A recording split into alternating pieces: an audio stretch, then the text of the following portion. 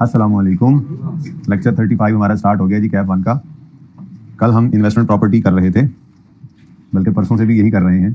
कल हमने नोट बनाने का इरादा किया था, इन्वेस्टमेंट प्रॉपर्टी के नोट को बनाने का भी इरादा ही किया था कि हमारा वक्त खत्म हो गया था। ठीक है जी, तो prepare a note on investment property for inclusion assets financial for the year 31 December 19 in accordance with IFRS।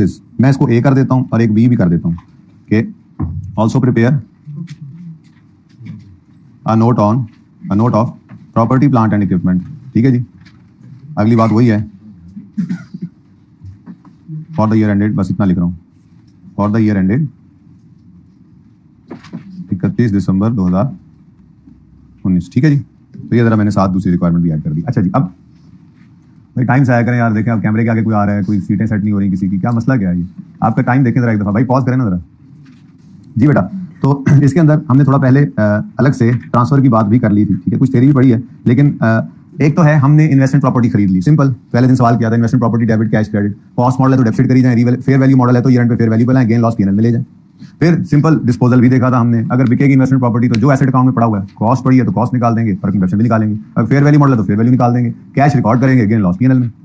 लेकिन फिर एक हमने मामला ये देखा था कि अगर आपका चेंज इन यूज आ जाए, और चेंज इन यूज में एविडेंस भी हो कि आपने चेंज कर लिया है, सिर्फ इंटेंशन ही मैनेजमेंट की चलेगी, तो अगर चेंज इन यूज आ जाए तो आपको ट्रांसफर की अकाउंटिंग करनी पड़ती है। ट्रांसफर की अकाउंटिंग के अंदर रूल क्या बना था? रूल बेस क्या चीज है? बेस है इन्वेस्टमेंट प्रॉपर्टी। अगर इन्वेस्टमेंट प्रॉपर्टी में आप फेयर वैल्यू मॉडल यूज कर रहे हैं तो ट्रांसफर इन हो चाहे आउट हो, उसमें फेयर वैल्यू पर होना। ठीक है, और अगर कॉस्ट मॉडल है तो फिर आसान काम है, फिर तो जो बुक वैल्यू ट्रांसफर इन करना है तो जहां पर पड़ी हुई है वहां से बुक वैल्यू उठा के इधर ले और आगे यहाँ चलाई। अगर यहाँ से निकालना है तो जो बुक वैल्यू यहाँ पर पड़ी है डेप्रिसिएशन के बाद वाली बुक वैल्यू वो ट्रांसफर आउट कर दें, अल्लाह खैर। तो ज्यादा टेस्ट बाहर यही होता है, मामला तो गड़बड़ है भी यहीं पर। ठीक है, ये दूसरी रो में जगह बनाए, चौधरी साहब आए हैं।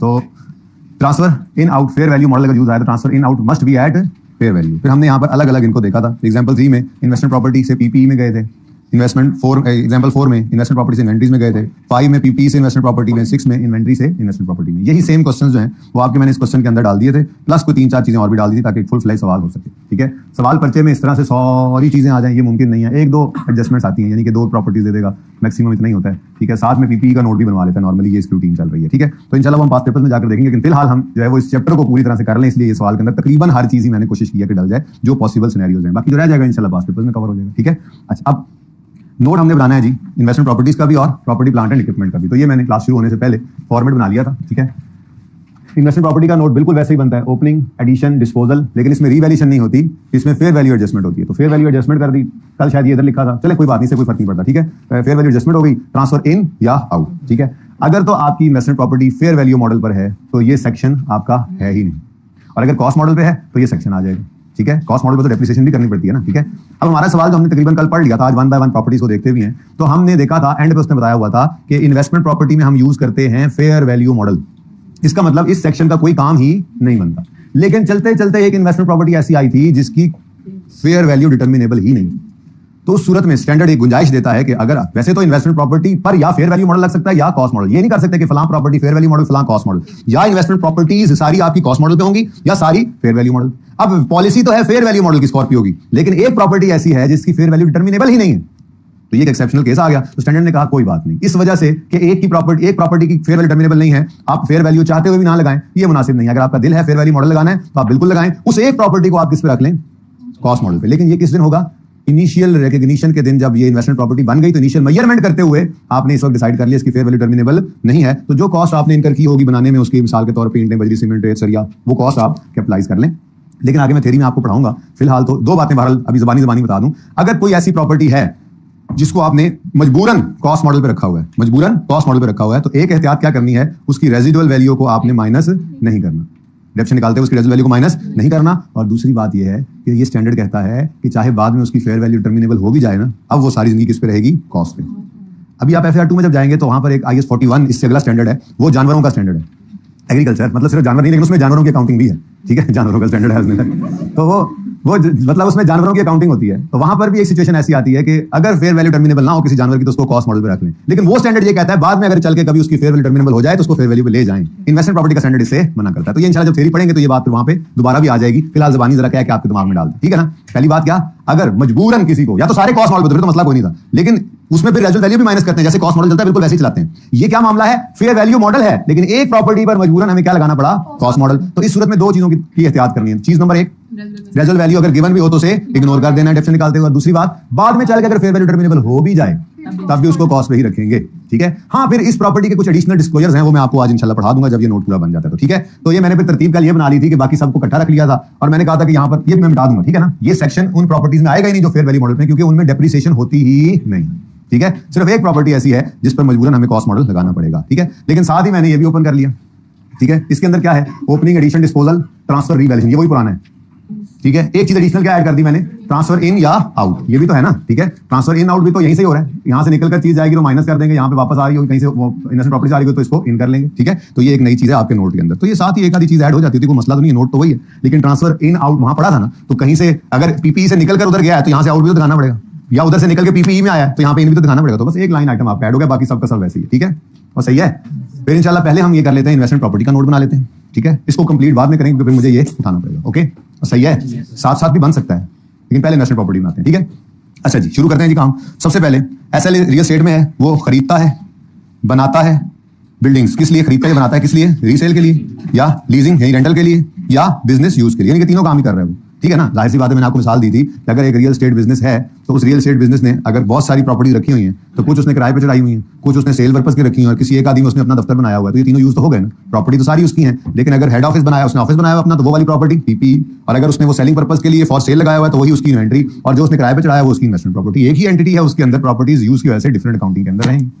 जो फॉर सेल है उस पर IS2 लगेगा, वो बैलेंस शीट के डेट के ऊपर लोअर ऑफ कॉस्ट और एनआरवी भी नजर आएंगी।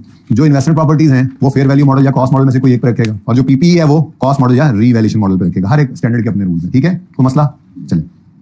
ये बेटा आज मुझे बहुत दुख हुआ है कि तकरीबन आप 20 मिनट लेट आए हैं, काफी बच्चे, और डिस्टर्बेंस हुई। हालांकि मैं पहले वो नोट करता रहा हूँ 10-12 मिनट तो मुझे उस पर भी लगे, तो 35 मिनट से लेट कल कोई ना है, मैं बता रहा हूँ, ठीक है। मेरे लेट आने से क्लास लेट नहीं होगी, याद रखना। लेकिन आपके लेट आने की वजह से अगर कुछ पढ़ लिया तो वो फिर आपको दोबारा तो नहीं मिलेगा ना। अच्छा, कुछ ना भी पढ़ा हो ना तो मेंटली बच्चा इतना वो डर जाता है इस बात से कि अगर कोई अगली बात सबको मुश्किल लग रही है समझनी, तो उसको ये लगेगा कि लगता है ये पहले 15 मिनट में जो बात होगी ना उसी की वजह से मुझे समझ नहीं आ, जो मर्जी कर लेंगे फिर समझ नहीं आएगी। तो मैं तो हमेशा टाइम पे आता हूँ, मैं जब आता हूँ क्लास शुरू होती है, ठीक है। तो आप लोगों को मेरे से पहले आना है, तभी आप टाइम पे होंगे। तो 35 से लेट कोई भी ना हो, ठीक है, कल से। भाई आप क्यों नाराज होकर पीछे बैठ गए, आपको जगह बना दें यार, ये बना दें भाई, आप बना दें एक बच्चे को जगह, वो पीछे बैठे हैं। हाँ बना दें, मेरे मेहरबानी, कंडक्टर हूँ मैं यहाँ पे, साथ थोड़ी कंडक्टर हूँ मैं आप लोगों की गाड़ी का, सीट बना दें भाई, चलें जी। एंड इन्वेस्टमेंट प्रॉपर्टी, ये क्या है, इन्वेस्टमेंट प्रॉपर्टी, ठीक है।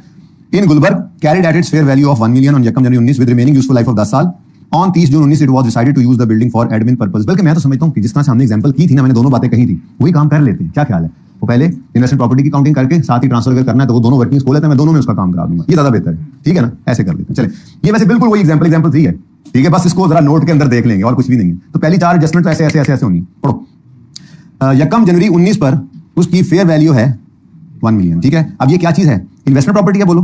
मैं ये वर्किंग अगर यहाँ पे कर लूँ कोई मसला तो नहीं, वर्किंग 1, वर्किंग 2, वर्किंग 3, ये वर्किंग यहाँ कर जाएंगे और मेन नोट वहीं पे रखें, ठीक है। फिर साथ आप जब पिक्चर बनाएंगे तो मैं ऐसे करके पिक्चर फिर आपको पिक्चर कैसे बनाएंगे, चलो यूं करते हैं ना। फिलहाल मैं ये करूंगा कि इस पीपी वाले सब नोट्स को नहीं बनाऊंगा और फिर एक पिक्चर आपको बनवा के फिर इसको ऑफ करके उठा देंगे और उसके सब नोट्स बना लेंगे, या फिर यहीं पे सब नोट्स बना लेंगे, ठीक है। चल तो शुरू करते हैं जी काम। सबसे पहले वर्किंग 1 जो है, ये क्या चीज है, इन्वेस्टमेंट प्रॉपर्टी है या पीपीई है। तो इन्वेस्टमेंट प्रॉपर्टी हो, और नीचे हमने पढ़ा था कि एसएल यूज करता है फेयर वैल्यू मॉडल, तो फिर इन्वेस्टमेंट प्रॉपर्टी अगर फेयर वैल्यू पर हो तो क्या आपको मैंने टिप दी थी, क्या कर लिया करें, लेजर बना लिया करें, इसका लेजर बना लिया करें, ठीक है। इन्वेस्टमेंट प्रॉपर्टी है, नाम इसका क्या है, जीबी, ठीक है जी। और ये किस पर है जी, फेयर वैल्यू मॉडल पर है। अपनी समझने के लिए ये निशानियां लिखी हुई। 1 जनवरी 19 पर, ये वर्किंग है, एप्लीकेशन में यूज कर सकते हैं। ब्रॉड डाउन बैलेंस क्या है जी, 1000 में चलेंगे हम, ठीक है। अच्छा उसके बाद जी, बल्कि इतना लेंथी जाने की जरूरत नहीं है। वैसे आपको मैंने क्या कहा था, जिस दिन ट्रांसफर उस दिन ब्रेक लगा लो। अब आपकी मर्जी है, वो ब्रेक लगाओ या डायरेक्ट कर लो, कोई मसला नहीं है, ठीक है। क्या करना है, ब्रेक लगानी है, चलो लगा ले। खैर 30 जून 19 पर वो कहता है कि जी हमने इसको ट्रांसफर करना है, ऐसे ही है। On 30 June 19 it was decided to use the building for admin purposes rather than keeping it for investment potential, ठीक है। अब यहाँ पे क्योंकि सवाल अपना बनाया हुआ एग्जांपल उठा के, तो छोटी मोटी बात की कमी जो है ना वो मैं ज़बानी बता रहा हूँ, पूरी होगी। इंटेंशन सिर्फ इंटेंशन नहीं है, बस वो उन्होंने उम्मीद है क्या कर लिया होगा, इसको खाली भी करा लिया। एक जुमला लिखा होना चाहिए, पास पेपर में यूं लिखा होता है कि the building was vacated and now it is decided to use this building for admin purposes, ठीक है ना। तो ये लाइन लिखी होनी चाहिए थी, 12 अगली बार मैं लिखूंगा, अभी आपको ज़बानी बता रहा हूँ, ठीक है। आप वरना पढ़ के ना फिर आप कहेंगे सिर्फ इंटेंशन नहीं, कोई एविडेंस, तो मैं कह रहा हूँ ना एविडेंस है, वो एग्जांपल उठा के लिख दी, ठीक है। तो कमी विषय में खुद बताऊंगा, पेपर के पास पेपर के सवाल में बिल्कुल आपको एविडेंस भी वो लिख कर देता है, होना चाहिए। अच्छा जी, अब 30 जून पर हमने ट्रांसफर करना है, उसको एडमिन पर्पस में लेकर आ रहे हैं। तो मैंने कहा था IS 40 से IS 16 में आ रहे हैं, लेकिन चूंकि IS 40 में फेयर वैल्यू मॉडल है तो ट्रांसफर आउट करते हुए इसको पहले फेयर वैल्यू पे लाना। तो 30 जून पर हमने इसको फेयर वैल्यू पर लाना है। मैं कहता हूँ 30 जून का क्लोजिंग बैलेंस फेयर वैल्यू लिख लो, 30 जून 19। कैरी डाउन क्या है जी, थोड़ी देर के लिए यहाँ पे आर्जी तौर पे कितनी है जी 1200। अब ये 200 रुपए का क्या है फेयर वैल्यू गेन। कोई चाहे तो इसको जबानी निकाल सकता है, 1000 से 1200 पे लेकर जाएं, यहीं पर 200 डायरेक्ट लिख लें, कोई मसला नहीं। लेकिन मैंने क्या किया, मैंने इसको बैलेंसिंग निकाला है। और ये फेयर वैल्यू गेन या लॉस कहाँ जाया करता है, पीएनएल में, ठीक है। अब जैसे ही ये काम हुआ, ये आरजी ब्रेक जो थी इसको दोबारा से आपने इधर ले आना है। ये वैसे ही मैंने करवाया था ताकि आपको आसानी रहे, इससे जरा बंदा ऐसे थोड़ा इजी लगता है, ठीक है। इसी दिन ब्रॉड डाउन अब कितना हो गया, तो कोई चाहे तो मैंने कहा था कोई चाहे तो इसको अवॉइड कर सकता है, ओके। चलें खैर, अब ये 1200 पर है, 1200 क्या है फेयर वैल्यू। अब इसको 30 जून 19 वाली फेयर वैल्यू पर जब ये आ गई है प्रॉपर्टी तो इसको ट्रांसफर आउट कर दें। ट्रांसफर आउट करके इसको इन्वेस्टमेंट प्रॉपर्टी से पीपीई में ले जाएं। तो ट्रांसफर आउट करें जी, 1200 क्रेडिट बोलो, और डेबिट क्या करना है, तो मैं यहां पे वर्किंग टू कर लेता हूं। वर्किंग टू हमारी वही मशहूर जमाना, डेट, डिस्क्रिप्शन और पीपीई, ठीक है, एसेट। अच्छा, अब यहां से आगे कहानी जो है वो सिर्फ यहां तक पहुंचाने की कहानी थी आगे 40 में कि आपने क्या किया जी, 30 जून 19 पर इसको, ये इसकी क्या बन गई कॉस्ट। लेकिन ये कॉस्ट क्या है, खरीदी है, इसकी entry PPE debit cash credit हुई है, नहीं, इसकी एंट्री क्या हुई है, ट्रांसफर्ड फ्रॉम, मैं यहां पे यूं ना लिख लूं इन्वेस्टमेंट प्रॉपर्टी, बल्कि नहीं कॉस्ट, लेकिन आगे लिख देता हूं इन्वेस्टमेंट प्रॉपर्टी, ठीक है जी। ट्रांसफर फ्रॉम इन्वेस्टमेंट प्रॉपर्टी, जैसे यहां से निकल कर कहां चला गया, पीपीई में। तो 30 जून 19 पर ये निकल गई, तो ये एंड पे हमारे पास अब ये कोई प्रॉपर्टी एग्जिस्ट ही नहीं करती। आपको समझाने के लिए इस तरह से वर्किंग की। अब ये 1200 की यहां पर आ गई, ठीक है। ये पहले कर लें काम, बताओ जी वो क्या कह रहा है, यकम जनवरी 19 पर एक प्रॉपर्टी गुलबर्ग प्रॉपर्टी जो है उसकी फेयर वैल्यू कितनी है, 1000 रुपीज इन थाउजेंड्स में हम सवाल कर रहे हैं, ठीक है। अच्छा, अब ये ओपनिंग बैलेंस आ गया 1000, ठीक है। अब ये यकम जनवरी 19 का ओपनिंग है और इस दिन तो कुछ नहीं हुआ, खैर यकम जनवरी 19 से 30 जून 19 तक 6 महीने गुजरे थे कि 30 जून 19 में हमने इसका यूज चेंज किया। अब हमें ट्रांसफर आउट करना है, यहां पे कौन सा मॉडल चल रहा है, फेयर वैल्यू मॉडल। तो पहले इसको लेकर आएंगे फेयर वैल्यू, 200 रुपए का गेन, ज़बानी कर लेना, कोई ऐसा मसला नहीं है, लेकिन फिलहाल जरा मैं आपको खोल खोल के चीजें बयान कर रहा हूं ताकि समझ तो आए, फिर शॉर्टकट्स की तरफ जाते हैं, ठीक है। पहले शॉर्टकट बता दूं तो पहले 2 टायर होते ही नहीं, 4 होते हो जाने, ठीक है जी, सुकून से करें, कोई मसला नहीं जी। एडिशन कोई नहीं हुआ, डिस्पोजल भी कोई नहीं, ये डिस्पोजल नहीं है, ट्रांसफर हुआ है, डिस्पोज नहीं हुआ, ठीक है। एडिशन कोई नहीं, डिस्पोजल भी कोई नहीं। फेयर वैल्यू एडजस्टमेंट करनी पड़ी, 30 जून पर हम इसको उठा के 1000 से लाए 1200 पे, तो 200 रुपए का गेन आ गया। ये इन्वेस्टमेंट प्रॉपर्टी आपने एंट्रीज पास की थी, ओपनिंग की कोई एंट्री नहीं होती, 200 रुपए की एंट्री करनी पड़ेगी। 200 रुपए से आपने इन्वेस्टमेंट प्रॉपर्टी को बढ़ाया, investment property debit, PNL credit.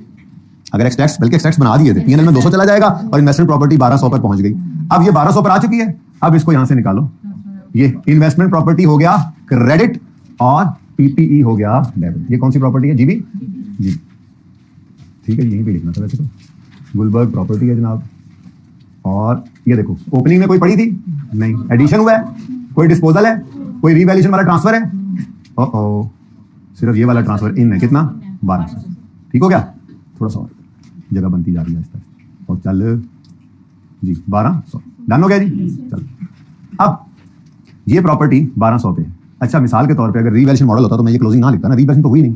अगर रीवैल्यूएशन होती तो ये रेंट के ऊपर ट्रांसफर भी करते, यहाँ पे रियल सरप्लस भी आ जाता और रीवैल्यूएबल अमाउंट पे आ जाती। लेकिन अगला मसला क्या है, मसला नहीं है बल्कि सुकून समझने क्या है, वो क्या है कि आप जो है वो कॉस्ट मॉडल यूज कर रहे हैं।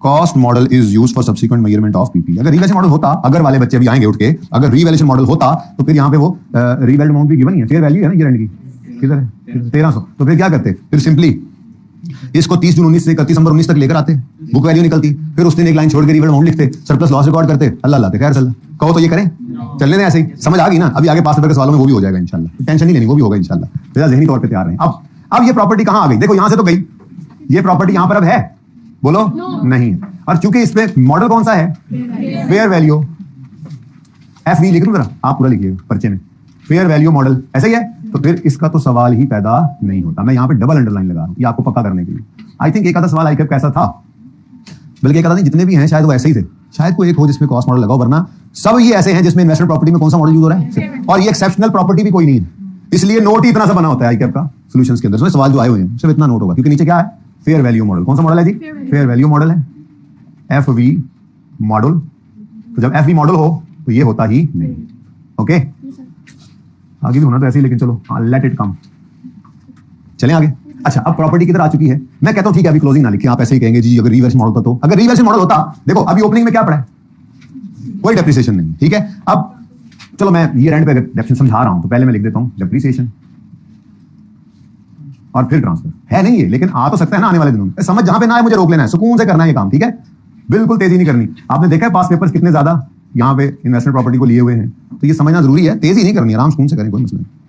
तेजी किस बात की? 110 लेक्चर्स हमने करने, इंशाल्लाह गिनती कर लें, कोई एंड पे 2-4 दिन अगर ऊपर लग भी जाए तो एक्स्ट्रा कर लेंगे, लेकिन इंशाल्लाह हम उम्मीद है संडे भी ऑन नहीं करेंगे, अल्लाह ने चाहा तो। बस वैसे खैरियत रहे। अब मिसाल के तौर पे, बल्कि मिसाल के तौर पे का सवाल के तौर पे चलते हैं। ये 1200 रुपए पर प्रॉपर्टी इन हो गई इन, बोलो। अब हमने कहा हाँ भाई कौन सा मॉडल है? उसने कहा जी सब्सिक्वेंटली कॉस्ट मॉडल। अच्छा, सब्सिक्वेंटली रिवैल्यूएशन मॉडल भी होता ना तो पहले 31 दिसंबर तक डेप्सिट करके पहुंचाना था, क्योंकि ये पीपीई का रिवैल्यूएशन मॉडल है, इसमें डेप्सिट भी होती है और रिवैल्यूएशन भी होती है। IAS 40 वाला फेयर वैल्यू मॉडल है, उसमें डेप्रिसिएशन नहीं होती, सिर्फ फेयर वैल्यू एडजस्टमेंट होती है। भाई सही है, समझ तो आ रही है ना? ओके चले। अब 30 जून 19 पर खड़े हैं। अब ये इन्वेस्टमेंट प्रॉपर्टी से पीपीई में आ गया है। अब पीपीई के लिए कॉस्ट मॉडल है, अच्छी बात है। इस दिन तो ये सेम ही ट्रीटमेंट होता जो सा मर्जी मॉडल होता, क्योंकि अगर रिवैल्यूएशन मॉडल भी होता तो 31 दिसंबर 19 पर लाते ना। फिलहाल तो 31 दिसंबर 19 पर लाना है, अगली बात बाद में करेंगे। 31 दिसंबर 19 पर लेके आना है। तो इस प्रॉपर्टी के बारे में क्या कह रहा है? पहले दिन ही बता दिया था उसने। यार वो जरा बैग देना ना, ये धोखा भी दे रहा है मुझे बार बार आके। और चार्ज नहीं है, चार्ज धोखा है ना बंदे को, दूसरा हाथ में आता है वो लिखता ही नहीं है। जी बेटा इधर देखिए, ऑन 1 जनवरी 19 रिमेनिंग लाइफ इसकी कितनी थी प्रॉपर्टी की? 10 साल। अब हमने ट्रांसफर किस दिन किया? 30 जून 19 पे। अब ये 30 जून 19 से ऑनवर्ड्स, जैसे बिल्कुल यहां पर डेट ऑफ परचेज आती थी, ये समझो डेट ऑफ परचेज है एक तरह से, खरीदा नहीं है, ट्रांसफर इन हुआ, लेकिन पीपी में तो आ गया है, तो इसकी ये एडिशन की डेट है। ये क्या है? एडिशन। एडिशन थ्रू ट्रांसफर है, एडिशन थ्रू परचेज नहीं है, एडिशन हो गया। अब इस दिन खड़े होकर इसकी जो लाइफ है, इस अमाउंट को 1200 को उस लाइफ पे जो इस दिन खड़े होकर है रिमेनिंग लाइफ, उस पर डेबिट करेंगे तो एसेट खत्म होगा। अब उसने लाइफ सवाल में दी थी 1 जनवरी 19 की 10 साल, तो 30-19 पर कितने साल रहेंगे? ये मैंने करवाई हुई एग्जांपल, ठीक है। बार जरा प्रैक्टिकली आ गई है थोड़ी सी, ऐसे हो सकता है इसी सवाल में बाद में एक्सट्रैक्ट भी बनाए, सारा कुछ मिटा मुटू के या छुपा छुपू के। ओके जी, तो फिर डेप्रिसिएशन निकालनी है। मैंने देखो डेट फिर नहीं डाली, 1200 को डिवाइड करना है रिमेनिंग लाइफ से, और रिमेनिंग लाइफ निकालनी है 30 जून 19 पे खड़े होकर। और हमें सवाल में गिवन है रिमेनिंग लाइफ 1 जनवरी 19 की, तो 30 जून 19 का कितने साल गुजर गए? 10 वहां पे गिवन है, 6 महीने गुजर गए तो 9.5 बाकी, तो ये 9.5 साल पर डेप्रिशिएट जी। लेकिन ये पूरे साल की डेप्रिसिएशन है, हमें क्या करना है? 6/12 कर देना। जी बोले। ये कोई इस तरह का सवाल आता नहीं, इतनी ज्यादा चीजें, मतलब सारी चीजें, ये तो सिर्फ आपको पूरा टॉपिक तैयार करवाया जा रहा है सवाल में। बहुत जबरदस्त है रिवीजन के लिए सवाल जी। 63 और 113 से। अच्छा, अब ये बुक वैल्यू आ गई 31 दिसंबर 19 की। वैसे तो कॉस्ट मॉडल है, वैसे रिवैल्यूएशन मॉडल कर लेना चाहिए था ना, मजा आता, लेकिन चले अब सीख लें। ये पहले कर लेते हैं, 31 दिसंबर 19 से पहुंचाएं। डेप्रिसिएशन कितनी है? 63, बस और तो कुछ नहीं होना। अब अगर रिवैल्यूएशन, अभी तो कॉस्ट मॉडल है, कहानी खत्म। ऐसे नजर आएगा, ऐसे नजर आएगा, cost minus accumulated depreciation. Cost क्या? वही जो उधर से फेयर वैल्यू आई थी वो इसकी डीम्ड कॉस्ट बन गई थी ना, तो ये कॉस्ट लेस अक्यूमुलेटेड डेप्रिसिएशन। लेकिन अगर ये कॉस्ट की बजाय रिवैल्यूएशन मॉडल होता तो क्या होता? कुछ भी ना होता, वही होता जो आज तक होता आया। एक लाइन छोड़ के 31 दिसंबर 19 पर रिवैल्यूड अमाउंट लिखते 1300, और ये जितना सरप्लस होता ये एसेट डेबिट सरप्लस क्रेडिट हो जाता। यहां पे आते तो क्या करते? एसेट की ट्रांसफर की एंट्री करते और फिर सरप्लस को यहां रिकॉर्ड करते, ये फेयर वैल्यू शो करता और डेप्रिसिएशन 0 हो जाती क्योंकि ईयर एंड की रिवैल्यूएशन। लेकिन ऐसा ना हुआ, बल्कि यहां पे कौन सा मॉडल था? कॉस्ट मॉडल था, तो इसलिए फिर हमने रीवैल्यू नहीं किया, तो कोई ट्रांसफर भी नहीं, डिस्पोजल वैसे नहीं, ठीक है। तो सही है, तो जगह यार उधर से बस कमी हो जाती है। चल जी, क्लोजिंग 63। और अब ऊपर देखो कोई चेंज नहीं आया, फेयर वैल्यू मॉडल यानी रिवैल्यूएशन मॉडल तो है नहीं। अच्छा, ये फेयर वैल्यू मॉडल है IAS 16 का, जिसका नाम यहाँ पे रिवैल्यूएशन मॉडल है, ठीक है ना। मतलब फेयर वैल्यू भी लेके जाते थे ना उस मॉडल में भी। चलो जगह बन गई नहीं जी। तो 1200 पर नजर आ रही है प्रॉपर्टी। अब ये इसकी कॉस्ट है, ठीक है, माइनस कर देंगे 63 को 37। तो ये हमने किया हुआ था काम, सिर्फ हमने इसको देखा है अपने नोट के अंदर, ठीक है जी। और प्रॉपर्टी भी आई थिंक है ना, चलो देख लेते हैं। तुम किधर फिर रहे हो? किधर आओ, जगह बन गई माशाल्लाह माशाल्लाह। खुशियां, छोटी छोटी खुशियां ताज़गी हैं। बोर्ड पे जगह बन गई, बच्चा ने आज होमवर्क कर लिया, आज बच्चे सारे 35 तक पहुंच गए, छोटी छोटी खुशियां। अच्छा जी, स्ट्रेट लाइन मेथड और 9.5 ईयर्स, ठीक है जी। अच्छा, कुछ बच्चे पता क्या कहते हैं? बच्चे मुझे ऑनलाइन में पूछे होते हैं, सर आप देखें ना यहाँ पे SLM तुम लिखना है, स्ट्रेट लाइन मेथड लिखना है, तो कैसे पूरा करें? बेटा कोई बात नहीं, आप यूं लिख लिया करें, स्ट्रेट लाइन मेथड। यहाँ पे लिखा होगा डेप्रिसिएशन मेथड, ऊपर लिखा होगा मॉडल मेजरमेंट बेसिस। चलो मेजरमेंट बेसिस, यहाँ पे आपने लिखा होगा कॉस्ट मॉडल, उसके बाद रेट या लाइफ, तो यहाँ पे आपने लिखा होगा 9.5 ईयर्स। अब हुआ क्या है? 2 लाइनें, 3 लाइनें, 4 लाइनें, 1 2 3 4 5 लाइनें आ गई, कोई बात नहीं, बच्चे के पैसे देते हो, फीस दी होती है आपने, वो सारा खत्म करें तो नया भी मिलता है। तो इसमें बड़ा मतलब टेंशन की क्या बात है, नोट तो है वो पूरा आ जाता है यहाँ तक, ठीक है, नीचे आप तो अच्छा, इसमें भी इतना मसला नहीं है, आप इतने परेशान हो रहे हैं, आप 2 लाइनों में मिलाकर इसको लिख दे तब भी वो कुछ नहीं करेगा। यानी मिसाल के तौर ये बातें बताने वाली नहीं है, लेकिन फिर भी पूछते हैं बच्चे, अब क्या करें, ये 2 लाइनें हैं, ठीक है, टोटल ये 2 लाइनें, आपने यूं करके लिखा, छोटा करके, स्ट्रेट लाइन मेथड। अब 2 लाइनों पे आपने ये 3 चीज लिख दी, कोई मसला है? हद हो गई भाई, इस बात पे अगर आपको वो पास फेल करेगा तो फिर हम भी पता नहीं यहाँ पे खड़े होते हैं, ठीक है। Where is the duster? छुपा लो छुपा लो छुपा लो, एक तो तुम टाइम पे आते नहीं हो, बस डस्टर छुपाते हो, तुम टाइम पे आते हो, तुम्हारे दोस्त तो नहीं ना आते, कल ना आइए लोग टाइम पे, तुम्हारी खैर नहीं है। अच्छा जी बच्चों समझ आइए बात। अब ये देखो, ये दोनों आपको वर्किंग्स ये बता रही हैं कि इन्वेस्टमेंट प्रॉपर्टी में कुछ नहीं बचा और पीपीई में 1137 की एक प्रॉपर्टी बची हुई है। डन हो गया? समझ आइए आप थोड़ा सा और एग्जांपल वही थी, मैंने एक्सट्रैक्ट्स बना दिए थे वर्किंग के साथ, आज नोट के अंदर भी देख लिया। दोनों नोट्स को इकट्ठा टैकल करना सीखना चाहिए आप। आई के अपने 2 दफा इस तरह से किया है कि दोनों नोट इकट्ठे मांगे, इसी तरह से फिर सवाल में कर दिया। चलिए आगे देख लेंगे ना, बेटा कहीं जा रहा है, पास पेपर में पड़ा हुआ है, खोल के देख लो, घर पे देख के आना था। अच्छा जी, लेकिन इतनी प्रॉपर्टीज नहीं है उसमें, ठीक है। अच्छा करने हैं वो सवाल भी, चान भाई मेरे टोपी पाके लुक के बैठे हैं, चुप ना नहीं है। अच्छा ओके, एंड इन्वेस्टमेंट प्रॉपर्टी, एक और इन्वेस्टमेंट प्रॉपर्टी है इन गार्डन टाउन, कैड and fair value of 1 million on यकम January 19 with remaining life. Same वही बात, on 30/19 board of director decided develop the property for and use it for sale of plot, ठीक है। Decided to develop की बजाय मैं कहता हूं यहां पर जुमला होना चाहिए था स्टार्टेड डेवलपमेंट, बस गल खत्म, ठीक है। बहरहाल ये जरा सादा सवाल है, ठीक है। At this date fair value was 1200। अब सेम वही काम करना है, ये जैसे मैं कॉपी पेस्ट करूंगा, क्योंकि ये हमने एग्जांपल्स तीनों की हुई हैं। स्टिल मैं आपको आपका टाइम वेस्ट कर रहा हूं, ठीक है। सक्सेसफुली अभी तक मैंने आपका तकरीबन कोई आधे घंटे से ज्यादा वेस्ट कर लिया ना, है ना। बाद में आपने फिर रे कर रहे होते हैं आप लोग, आगे चलते ही नहीं है, इसलिए मैंने कहा यहीं पे मैं खुद ही रे कर लेता हूं। तो वर्किंग नंबर थ्री बेटा थ्री, और ये वर्किंग 4 बनेगी, लेकिन देखते हैं इसमें क्या बनता है, ठीक है। अच्छा आप जी, ये तो सेम वही है, डेटा सेम है, कोई मसला? वो बोलो सेम डेटा ना। यकम जनवरी पर 1000 की ये प्रॉपर्टी थी, 30 जून 19 पर हमने इसको ट्रांसफर करना है इन्वेंट्रीज में, ट्रांसफर करना है इसको इन्वेंट्रीज में, तो फिर इस दिन फेयर वैल्यू पर उठाकर लाए, 30 जून 19 पर ये फेयर वैल्यू पर आ गई, और फिर 30 जून 19 को यहां पर इससे इसको निकाल कर इन्वेंटोरीज में फेंक दिया, इन्वेंटोरीज। अब यहां पे इन्वेस्टमेंट प्रॉपर्टी 0 हो गई और ये पीपी में नहीं गई, आज ये इन्वेंट्री में चली। ये वर्किंग तो कोई ऐसा फॉर्मेट है नहीं, मैंने बस वैसे ही बना लिया, कोई मसला तो नहीं होता इससे। तो 30 जून 19 पर ये जनाब कॉस्ट है, अब किसके लिए आई? इन्वेस्टमेंट प्रॉपर्टी से आई है, लेकिन अब इन्वेंट्री के लिए क्या बन गई है? डीम्ड कॉस्ट, ठीक है। अब पहले ये काम कर ले, बोलो। तो भाई ये भी एक प्रॉपर्टी है, ये एक प्रॉपर्टी है, दिस इज आवर प्रॉपर्टी जी। Oh my god, copy paste जो किया था, ये क्या है? जीटी है।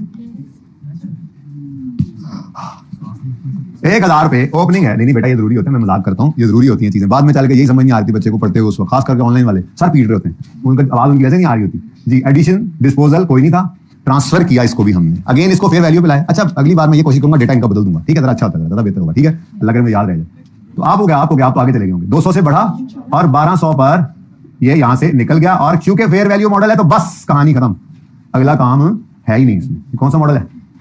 Fair value model. जरा इसको तमीज से अगर लिखे ना हम, तो ये भी आ जाएगा फेयर वैल्यू मॉडल। मैं भी लिख सकता हूं 2 लाइनों में, कोई मसला नहीं, तो मेरे पास जगह कम है।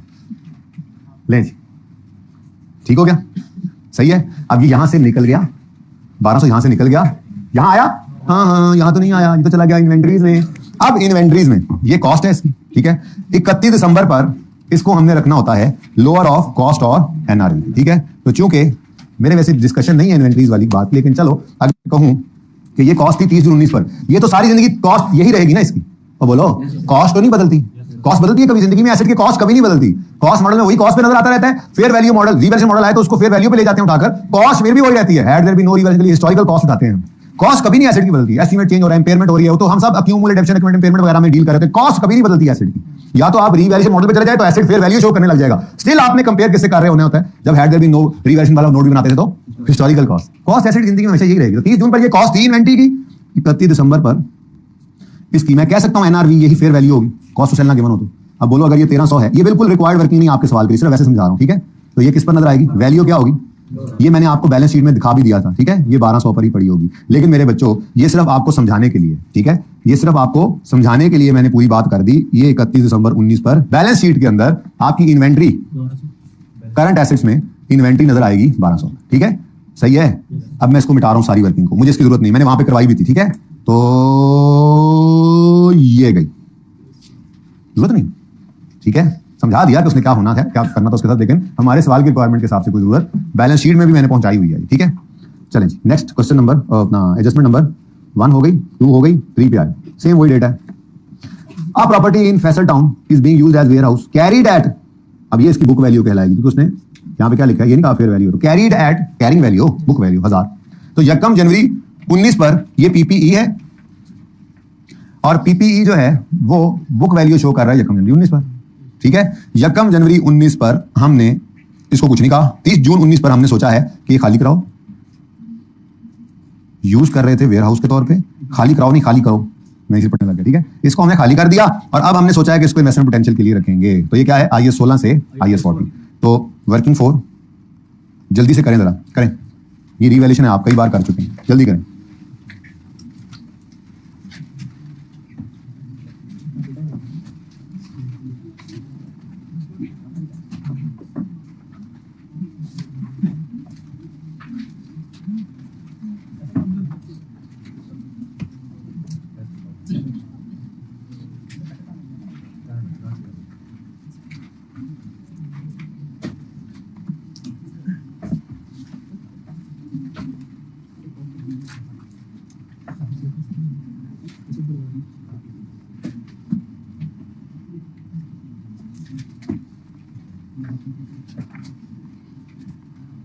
जी बच्चों, वैसे तो कॉस्ट मॉडल है, ठीक है, तो कोई नहीं, तरतीब से चलें अपनी। पीपीई नजर आ रहा है यकम जनवरी 19 पर, बुक वैल्यू इसकी, मैंने बुक वैल्यू इसको कहा 1000 को मसला इससे सवाल है, डिफरेंट सवाल है ना, ये तो नहीं कह सकते एक ही सवाल है, डिफरेंट क्वेश्चंस है ना, डिफरेंट एग्जांपल्स थी। तो उसने खुद कहा यकम जनवरी पर एक पीपीई है जो कैरीड एट 1000 है, मतलब उसकी बुक वैल्यू कैरिंग वैल्यू कितनी है 1000 रुपए, और इस दिन इसकी रिमेनिंग लाइफ कितनी है, वही 10 साल लिखा हुआ है, ये ऑन यकम with remaining useful life of 10 साल। ठीक है, ऑन 30 जून डिसाइड किया कि इसको इन्वेस्टमेंट पोटेंशियल के तौर पे रखेंगे, यानी इन्वेस्टमेंट प्रॉपर्टी में ट्रांसफर करेंगे। अब जैसे ही ये बात आई, और भाई कॉस्ट मॉडल यूज होता है तो होता रहे, फेयर वैल्यू मॉडल चूंकि इन्वेस्टमेंट प्रॉपर्टी में यूज हो रहा है तो हमने इसको किस पे लाना है, फेयर। अब IS 16 में एक मॉडल मौजूद तो है ना जो फेयर वैल्यू पे ला सकता है, तो इसको फेयर वैल्यू पे लाएं।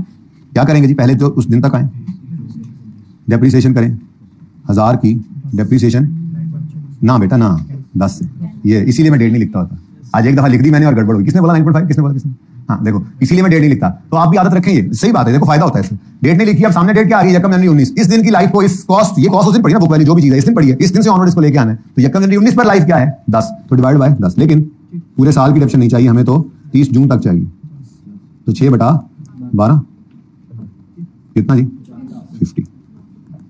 ठीक है, ये 30 जून 19 पर, अब बेशक लिख लो, पहुंच गई ये वैल्यू, इसकी बुक वैल्यू इसकी कितनी आ रही है जी, ये 950 इस एसेट की बुक वैल्यू है एट डेट ऑफ ट्रांसफर। लेकिन ये बुक वैल्यू पर ट्रांसफर कर देते अगर उधर इन्वेस्टमेंट प्रॉपर्टी में फेयर वैल्यू मॉडल ना होता, कॉस्ट मॉडल होता, ऐसा ही है। तो यही 950 यहां से क्रेडिट होता और यही 950 कौन सी प्रॉपर्टी है, एफटी, यहां पे डेबिट हो जाता ट्रांसफर इन, और चूंकि कॉस्ट मॉडल होता तो उसके बाद यहां पर भी इससे क्या होना था, डेप्रीशिएट। अब 6 महीने गुजर चुके थे 30 जून तक, तो 9.5 साल पे इसको डेप्रीशिएट किए जाते यहाँ, लेकिन ऐसा नहीं है, यहाँ पे कौन सा मॉडल यूज हो रहा है, इसीलिए हमें मजबूरन इस 950 की ट्रांसफर अलाउड नहीं है, हमें मजबूरन इसको उठा के लाना पड़ेगा इस दिन की फेयर वैल्यू पर। तो एक लाइन छोड़े, इसका फेयर वैल्यू मॉडल, इसके फेयर वैल्यू IS 16 के पीपी के फेयर वैल्यू मॉडल का नाम क्या है, तो वो रिवैल्यूड अमाउंट पर लिखा करते हैं हम, और सरप्लस लॉस रिकॉर्ड कर लेते हैं। तो कितना है जी 1200, उम्मीद है समझ आ रही होगी। मैं इससे स्लो नहीं हो सकता, इससे स्लो मैं फिर स्ट्रेचर यहाँ मंगवा लेता हूँ टायरों वाला, उस पर लेट के फिर मैं ऐसे करके पढ़ाऊँ, इससे ज्यादा मैं स्लो बेटा क्या करूँ जी। 250 रुपए ये रिवैल्यूएशन। अब चूंकि रिवैल्यूएशन सरप्लस अलाउड नहीं है पीएनएल में लेकर जाना, वो कहाँ जाएगा, इक्विटी में, OCI से होता हुआ रिवैल्यूएशन सरप्लस के अंदर, जो कि इक्विटी में नजर आएगा इंशाल्लाह, जल्द ही आ रहा है आपके शहर में, वो 55 लेक्चर के आसपास जब OCI का आपको लगेगा तो बहुत एंजॉय करेंगे इसको इंशाल्लाह। अच्छा जी, तो कितना आ गया जी 200। अच्छा अब देखो ये 250 बेचारा, मैंने आपको बताया था किस्मत का मारा है, ये यहीं पे ही रहेगा।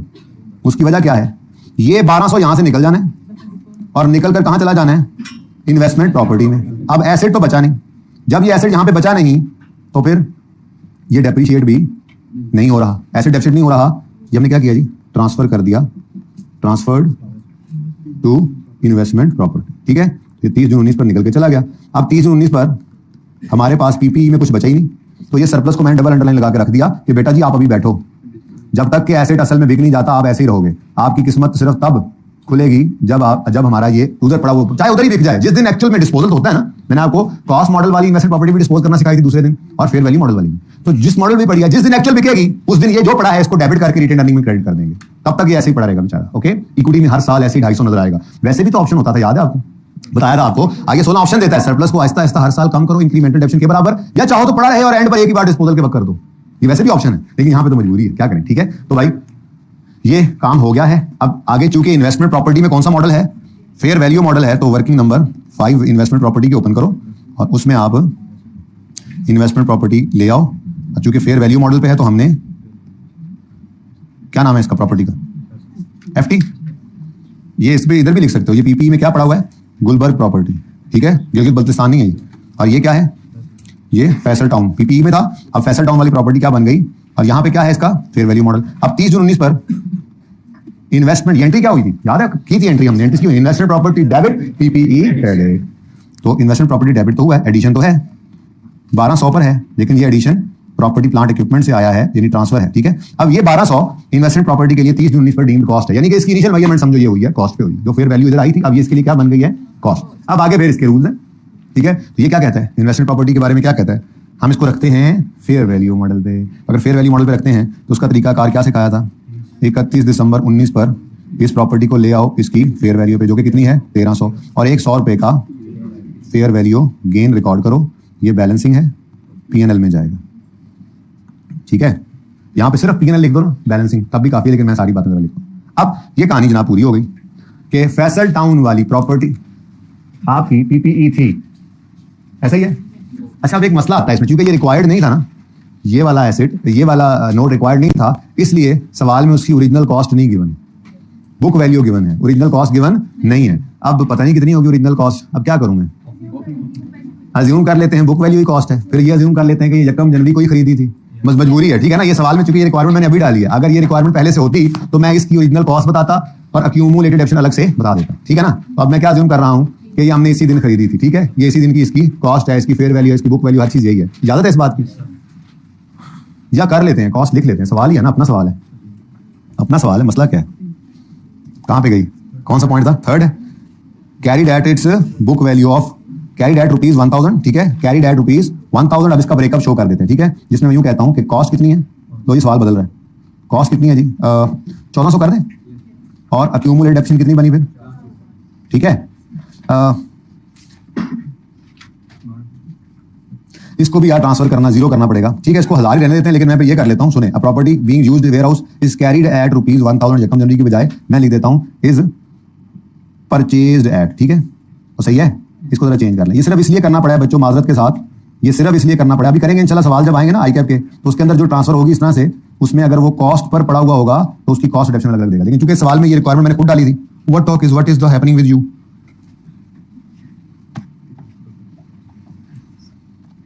व्हाट टॉक इज, जाला हो गया जी बेटा। मैं ये कह रहा था यार, चल जा, तेरी मेहरबानी यार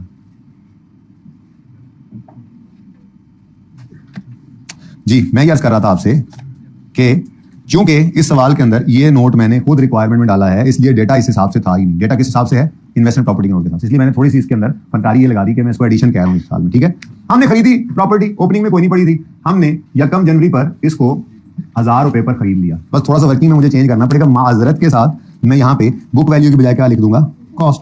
कोई मसला, कोई एतराज, ठीक है ना। चलो, ये मैंने खरीदी यकम जनवरी 19 को, और इसको एडमिन पर्पस के लिए यूज कर रहा था। ये ख्याल आया यार, क्या करना है, इतनी बड़ी बिल्डिंग में हमने ऑफिस बनाया हुआ है, वो तो गुजारा कर लेंगे हम, इसको खाली करो, इसको किराए पे चढ़ा दो, ये इन्वेस्टमेंट पर्पस के लिए रख लो, किराए पे चढ़ा दो। ठीक है, आसान। ठीक है, अब ट्रांसफर हो रहा है तो 6 महीने की डेप्शन चार्ज करके बुक वैल्यू फेयर वैल्यू पे लाके ट्रांसफर आउट कर दिया। अब ये सब करना है। ठीक है, लो जी, ओपनिंग में कुछ भी नहीं था, डेप्रिसिएशन कितनी आई, 50 की। ठीक है, अब ये कितने पर आ चुका था, 950 पे, लेकिन अब इसको लेकर जाना है फिर, वरना आसानी होती है ना, बुक वैल्यू तो 950 ही ट्रांसफर होनी थी, अब फेयर वैल्यू पे लेके जाना है तो ट्रांसफर,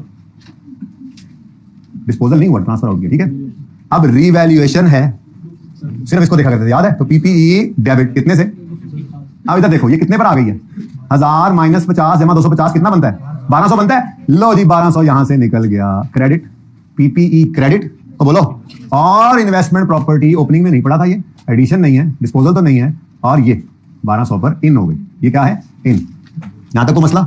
इधर देखो क्या हुआ, यहां पे क्या बचा, कख नहीं बचा, यहां पे क्या बचा, कख नहीं बचा, तो कख नहीं बचा, लेकिन यहां पे चूंकि कुछ ना कुछ तो हुआ है, तो कॉस्ट मॉडल लिखो, स्ट्रेट लाइन मेथड लिखो, 10 साल यूज किया था ना, 10 साल। मुझे लगता है टोटल के कॉलम की जगह तो नहीं बची। चलो खैर, एक और है वैसे, है ना प्रॉपर्टी, अल्लाह बरकत देंगे वक्त में और जगह में, है ना, इंशाल्लाह अल्लाह ने चाहा तो बना ही लेंगे। 2 कॉलम्स ही तो हैं, बन जाएंगे जी। यहां तक को मसला। अच्छा, अब ये यहां से निकल गई प्रॉपर्टी, तो बोलो ये समझ आइए बात की। रीवैल्यूएशन वही की जो रीवैल्यूएशन करते थे आज तक, लेकिन फेयर वैल्यू पे लाके उसको जब उसी दिन ट्रांसफर कर देंगे तो डेप्रिसिएशन तो कुछ भी नहीं आनी ना, ऐसे तो खाली हो जाएगा। रीवैल्यू जो कर दिया तो सारी ट्रांसफर करके उसको फेयर वैल्यू पे लाए, फेयर वैल्यू निकाल दी, इधर जीरो हो गया, उधर भी जीरो हो गया, और वहां से निकल कर ये प्रॉपर्टी ये आ गई। यहां तक को मसला, ये यहां तक का काम हो गया। कोई मसला? बोलो बोलो बोलो, कोई मसला है? मसला चलें आगे। अब इन्वेस्टमेंट प्रॉपर्टी चूंकि फेयर वैल्यू मॉडल पर है तो ये रेंट पर इसको 1200 से उठाकर ले आए 1300 पर, और ये कहानी यहां पे खत्म हो गई। और ये 100 रुपए का फेयर वैल्यू गेन कहां जाएगा? Profit and. कोई बात नहीं यार, ये पहले जैसे वो पहले सवालों में पहले ये आगे फिर ट्रांसफर, वो खैर है, कोई बात नहीं, हर बार थोड़ी चेंज कर सकते हैं हम, ठीक है। कभी ट्रांसफर पहले होगा फिर फेयर वैल्यू पे जाएगा, कभी पहले फेयर वैल्यू पे लाना पड़ेगा फिर ट्रांसफर हो रहा होगा। ट्रांसफर नेगेटिव में नहीं हो सकता, ये ट्रांसफर इन हुआ है ना बेटा, ये इन्वेस्टमेंट प्रॉपर्टी डेबिट हुआ है और पीपीई क्रेडिट हुआ है, ठीक है। अब फिगर जैसे है ना, मैं ये तो कह रहा हूँ अगली बार मैं वैल्यूज बदलूंगा, ज्यादा मजा आएगा, ठीक है ना। ऐसे वैल्यूज मिक्स हो रही हैं आपको एक जैसी 1200 ये ज्यादा बेहतर है। नहीं याद नहीं, मेरे ख्याल में फिर भी बहुत ज्यादा अच्छा है। बहरहाल आपकी सोच है, आपको याद होगी फिगर, अच्छा आपको कैलकुलेशन नहीं करनी पड़ी, लेकिन मेरे हिसाब से ज्यादा अच्छा लगता अगर आप जो है वो अलग अलग एडजस्टमेंट्स अलग अलग डेटा के साथ दें। चले खैर, पहले वाले बच्चों को भी इस पे खुशी होती है, याद होगी देखो जी। अब बताएं जी कितने से बढ़ाना है इसको? 100 से ये बढ़ा लिया तो ये कितने पर आ गया? लेकिन क्यों नका कौन सा मॉडल है? फेयर वैल्यू मॉडल है, चन्ना नचा, ये एरिया आएगा ही नहीं, बस नोट यहीं पे खत्म हो रहा है। क्योंकि कौन सा मॉडल है जी? फेयर वैल्यू मॉडल में डेप्रिसिएशन का ताल्लुक ही नहीं। हाँ, अगर पीपीई का रीवैल्यूएशन मॉडल हो तो वो तो डेप्रिशिएट भी करते हैं, रीवैल्यू भी करते हैं, दोनों चीजें कर रहे होते हैं। समझ आती है? आगे चलें, वर्किंग्स बढ़ती जा रही। कहां पे? नहीं, उसका कॉस्ट मॉडल ही था, रीवैल्यूएशन मॉडल क्यों लिखे? इसमें मॉडल कौन सा यूज होता है? कॉस्ट। ये तो ट्रांसफर के लिए हमने इसको रीवैल्यू किया था, ट्रांसफर कर दिया, बस कॉस्ट मॉडल ही, ठीक है। रीवैल्यूएशन मॉडल होता तो फिर तो याशी होती, फिर तो, लेकिन फिर भी शायद 6 महीने तो गुजर ही गए थे, दोबारा रीवैल्यू करना ही पड़ना था। हाँ, अगर इसके अंदर मॉडल रीवैल्यूएशन यूज हो रहा होता तो यहाँ पे फिर रीवैल्यूड अमाउंट आ रही होती पुराने वाली, फिर 30 जून में दोबारा रीवैल्यू करते, फिर ट्रांसफर आउट करते हो तो फिर भी जीरो जाता, लेकिन यहाँ पे फिर क्या लिखते हैं? Revaluation model. पर पीपीई के अंदर मॉडल कौन सा यूज हो रहा था?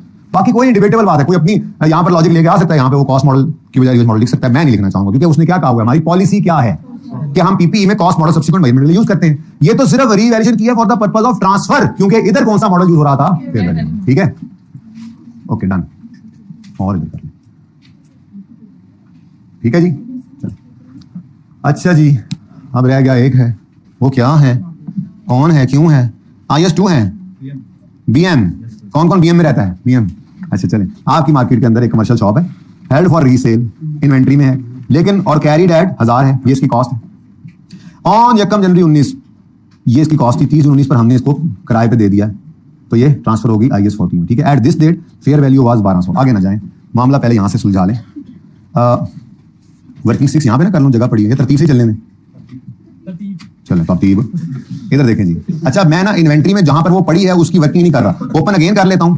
जैसे आप लोगों के लिए मैंने पहले IS2 वाली एडजस्टमेंट ओपन नहीं की थी, कर जरूर लेता हूं, ठीक है। मैं ऐसी मिसाल के तौर पे, ये फिर बाद में मिटाना भी है ना, इन्वेंट्री है, बल्कि यूं लिखा था हमने डिस्क्रिप्शन जी बेटा, कौन सी, कोई भी वर्किंग ना करें तो चलेगा, ब्रैकेट में दिखा देना कैसे निकालिए फिगर आपने। यहां से कोई वर्किंग भी जरूरी नहीं है, कोई एक वर्किंग भी जरूरी नहीं है बेटा, ये कोई लेजर जरूरी नहीं है। आप ब्रैकेट के अंदर शो करें 1200 माइनस 1000, कहीं पे भी छोटी सी वर्किंग यहाँ पे डालें, फुट नोट जैसे होता है, वर्किंग 1 1200 माइनस 1000 200, वर्किंग 1 को रेफर करें यहाँ पे 200, और बस वो ट्रांसफर है, दैट्स इट। बस इतनी सी वर्किंग काफी है। ये तो सिखाने का जमाना चल रहा है ना, कोई एक वर्किंग जरूरी नहीं है, ठीक है। ये कैसे निकला? ये तो 200 वैसे निकला, ये 100 कैसे निकला? अब आपने वर्किंग नंबर 3 एक बनाई होगी छोटी सी, उसमें सिर्फ ये लिखा होगा आपने 1200 1300 माइनस 1200 100, बस ये इनफ वर्किंग, कोई जरूरत नहीं है इस तरह से वर्किंग की। ये तो आपको सिखाया जा रहा है, फिलहाल खोल खोल के चीजों को बयान किया जा रहा है ताकि आप कॉन्सेप्चुअली इनको अच्छे तरीके से समझ लें। अब जी इन्वेंट्री है 1 जनवरी 19 पर, उसकी कॉस्ट कह लें, कैरिंग वैल्यू कह लें, कैरिंग अमाउंट कह लें, ठीक है, कितनी है? 1000। अब मुसीबत ये है कि इन्वेस्टमेंट प्रॉपर्टी ये BM, ये फेयर वैल्यू मॉडल पे है। अब ये कह रहा है 30 जून पे मुझे चाहिए फेयर वैल्यू, इन्वेंट्री से आ रही है कॉस्ट, तो 1200 डायरेक्ट इधर लिखा और यहाँ पे 1000 माइनस कर दिया। आप यूं भी कर सकते थे, यहीं पर यूं लिख देते, इकट्ठा भी लिखना चाहें तो यूं लिख सकते हैं 30 जून 19 पर, अपने समझने के लिए। पर मैं आसान वाला काम मैंने करवाया हुआ है कि इन्वेंट्री से 1000 आया था और 200 भी फेयर वैल्यू है, तो टोटल 1200 आ गया। लेकिन इससे बेहतर है, वो आसान लगता है, जैसे मैंने आपको सिखाई नहीं थी एंट्री, वो इजी है कि क्या है, 1000 निकल गया, इन्वेंट्री में कुछ नहीं बचा, कहाँ गया जी? ये जी ट्रांसफर हो गया टू इन्वेस्टमेंट प्रॉपर्टी 30 जून 19 पर। अब असूल क्या था? अब यहाँ पे कैरिंग वैल्यू, कैरिंग अमाउंट क्या बच गई? 0। इन्वेंट्री में कुछ नहीं बचा। असूल क्या था? 1000 पे ट्रांसफर नहीं, 1200। इसके पास कोई ऐसा मॉडल नहीं था। ये तो NRV लॉस बुक कर सकता है सिर्फ, गेन तो बुक नहीं कर सकता। तो इसने बस 1000 का पड़ा था, इसने कहा यार मेरे पास मैक्सिमम हद ये, इससे ऊपर मैं नहीं ले जा सकता, इसको ये लो पकड़ो, तो इसने 1200 पे रिकॉर्ड कर लिया और गेन लॉस कहां चला गया, पीएनएल के अंदर। ठीक है, अब ये जो 1200 है और ये जो 1000 है, इसका जो डिफरेंस है वो 200 पीएनएल में तो जाना है, लेकिन वो 200 पीएनएल में जो जाना है वो यहां पर फेयर वैल्यू एडजस्टमेंट में नजर नहीं आएगा, क्योंकि ट्रांसफर इन किस पर हुआ है, फेयर वैल्यू पे। बीएम कोई नहीं पड़ी थी, कोई एडिशन नहीं, कोई डिस्पोजल नहीं, और 1200 पर ट्रांसफर इन हुआ है 30 जून। अब देखो ना, एक जैसी एडजस्टमेंट मुझे तो अच्छा नहीं लग रहा, हर जगह 1200 ये कहता है बिल है, ये कहता मुझे अच्छा लग रहा है। अच्छा, अभी देखो इसकी कोई जरूरत नहीं थी, ये सिर्फ आपको समझाने के लिए। वो इन्वेंट्री जीरो होगी। ओके, पार्ट 2 शुरू करना है, ये पूरा कर लूं मैं। अब चूंकि investment property fair value model पर है, तो 31 दिसंबर 19 पर फेयर वैल्यू पर उठाकर लाओ, बस ये आखिरी एडजस्टमेंट, बाकी डेटा फिर चूंकि बाकी मैंने खुद बनाई थी आगे वाली, इसलिए उनमें फिगर्स डिफरेंट हैं। ये चूंकि मैंने बच्चों को करवाई थी ना एग्जांपल, वो 4, तो मैंने कहा था चलो बच्चे खुश होंगे, वही एग्जांपल्स आगे आगे सिर्फ नाम शाम बदल के खुश हो भी रहे हैं बच्चे, लेकिन मैं खुद ना खुश नहीं नजर आ रहा खुद को। मैं ये चाह रहा हूं कि ये चलो कोई नहीं, एडजस्टमेंट्स तो पूरी होगी ना, किसी टेस्ट वगैरह के अंदर एडजस्टमेंट्स डेटा बदल कर इन्हीं में से ही बन सकती हैं, और कोई पॉसिबिलिटी तो है नहीं। हाँ 1300 ही, तो 1300 पे ले आए, और तुमने क्या समझा, ये कोई नया कॉन्सेप्ट आ गया। अच्छा, तो 100 रुपए का क्या आ गया जी, फेयर वैल्यू गेन, ये बैलेंसिंग फिगर निकली है और ये पीएनएल में जानी है। अब पहले वाला 200 भी पीएनएल में गया है, लेकिन मेरे पीपीई के नोट में, इन्वेस्टमेंट प्रॉपर्टी के नोट में कहीं पे प्रेजेंट नहीं होना, जाना है उसमें। ठीक है, वो मैंने आपको दिखा दिया था जब डिस्क्लोजर्स बनाए थे। एक मिनट, केड़ा सी ये देखो, नहीं लिखा था, ये यूं लिख दूं, यही है ना एग्जांपल 5 नहीं 6 है। हाँ ठीक है, 300 पूरा लिखा हुआ है। 300 कैसे बना है, ये भी नहीं लिख रहा। ये 300 कैसे बना है, पहले 200 था, फिर 100 भी आया, तो टोटल कितना बना, तो ये 300 ही जाना है। ठीक है, अच्छा चले अब सवाल पूछें जी, क्या कह रहे थे आप बेटा। मैंने ये जनरल एंट्री ये की हुई है बेटा, ये देखें, नहीं की थी। ये 1000 किससे पूछा, ये 1000 रुपए पर इन्वेंट्री कैरी कर रहे थे हम, उसको क्रेडिट कर दिया। इन्वेस्टमेंट प्रॉपर्टी में हमने 1200 लेके जाना था, तो ये 200 रुपए का गेन पीएनएल में चला गया। जी हाँ, जो 100 की एंट्री फेयर वैल्यू एडजस्टमेंट है इन्वेस्टमेंट प्रॉपर्टी में आकर, लेकिन ये तो आते हुए हुआ ना इन्वेंट्री से, तो इसलिए नोट के अंदर नहीं शो किया। पीएनएल में 200 का गेन वो भी गया, पीएनएल में 100 का गेन ये भी गया, पीएनएल में 300 लिखाया हुआ था ये। ठीक है, अब ब्रैकेट में लिख दिया। अच्छा जी, तो कितने गया, उतने रह गया है, ये रहा। चले, ये अगर आपको याद ना रहे तो ये मैं ऐसे कर देता हूं आपके लिए एंट्री के। ये 1200 कैसे आया, investment property debit, inventory credit 1000 से, और 200 रुपए से PNL credit, balancing fair value gain है। ठीक है, ओके डन। तो ये एंट्री आप कर लें, ये 1200 ऐसे आया इन्वेस्टमेंट प्रॉपर्टी में। डन, चलें आगे। अच्छा, अब ये पूरा तो करने हैं, ये वर्किंग ऐसे, वर्किंग 6 आपने रेफर करनी है अगर यहाँ पे, तो वो पूरा लेजर बनाने की जरूरत भी नहीं। अगर आपको बहुत सिंपल लग रहा है तो आप सिर्फ क्या करेंगे, बस ब्रैकेट में लिख देंगे छोटा सा वर्किंग 6, छोटा सा लिखकर, जैसे हम करते थे छोटी छोटी वर्किंग 6 लिखेंगे, आगे क्या लिखेंगे 1200 और 1300 का डिफरेंस कितना 100 जी। कितना हो गया ये 1300 में, क्योंकि ये सेम सवाल था ना इसलिए ऐसे जवाब भी सेम ही आ रहे हैं, लेकिन चूंकि कौन सा मॉडल है, फेयर वैल्यू मॉडल है, तो इसलिए अगला काम होना ही। चले, शुक्र है जान छूटी, सेम सवाल से अब डिफरेंट डेटा होगा। ठीक है, शुरू करें आगे। चलो ले जी, अ 10 story building was acquired in DHA on यकम जनवरी 12। ये तो पुरानी बात है, इसका मतलब ये तो हमारे पास ओपनिंग में आ रही होगी, हम 19 में खड़े हैं ना, तो यकम जनवरी 12 पे एक प्रॉपर्टी खरीदी थी। ओहो, पार्ट 2 शुरू करना है, करें।